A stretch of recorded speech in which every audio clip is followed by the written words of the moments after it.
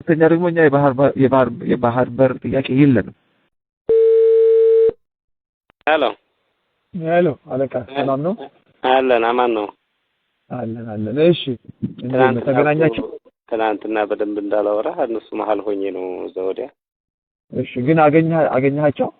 ተሻግሬያለሁ። ማታ አግኝቻቸዋለሁ። ዋንደርፉል። በጣም ራሳቸው መጥተው ተቀበሉ አይደለም? አዎ ተሻገርንኛ መጥተው ተቀበሉና።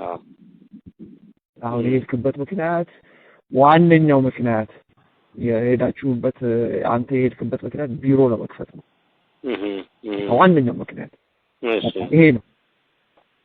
በቃ ይሄ ነው ዋናው በቃ ቢሮ ለመክፈት ነው። ቢሮ ለመክፈት ነው የምፈልገው። ቢሮ እንድከፍት ነው የምትለው። በቃ ፍቃድ እንደሰጡን ከዛ በኋላ የምንገባው ወደ ሁለት ነገር ነው። አንድ የመሳሪያ እገዛ ነው። ሁለተኛ ደግሞ ማሰልጠኛ መክፈት ነው።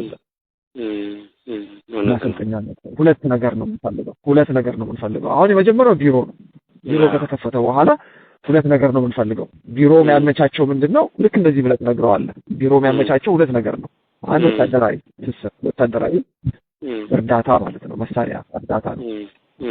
ሁለተኛው ማሰልጠኛ እንፈልጋለን። እዛ እኛ ምንድነው የምናሰለጥነው?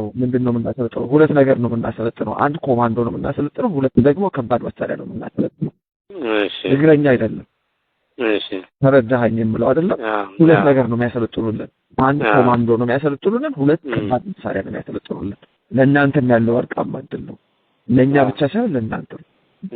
እኛ አንድ ሁለተኛ ደግሞ እኛ የባህር በር ጥያቄ የለንም። ይሄንን በደንብ አስምርላችሁ። እኛ ነገር የለም። በቃ አንድ ጊዜ ሄዳለህ፣ አንድ ጊዜ አተነዋል። አሁን የአፍሪካ ህብረትን ህግ ማክበር ነው የምንፈልገው። የአፍሪካ ህብረት ህግ አለ።